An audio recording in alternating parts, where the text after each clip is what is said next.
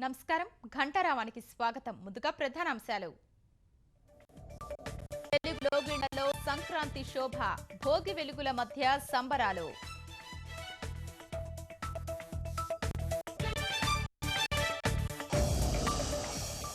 వచ్చే సంక్రాంతి నాటికి రాష్ట్ర సమగ్రాభివృద్ధి, గ్రామాల్ని ఆకర్షణీయంగా చేస్తామన్న చంద్రబాబు.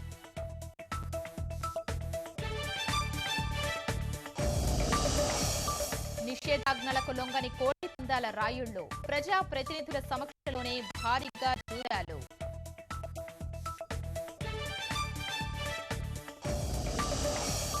ప్రయాణికుల కష్టాలకు కదిలిన దక్షిణ మధ్య రైల్వే, సికింద్రాబాద్ కాకినాడ మధ్య ప్రత్యేక రైళ్లు.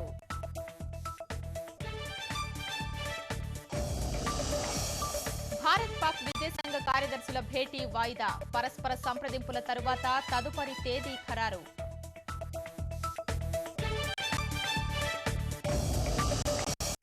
ఇండోనేషియా రాజధాని జకార్తాలో వరుస పేలుళ్లు, దేశాధ్యక్షుడి నివాసానికి సమీపంలోనే ఘటన.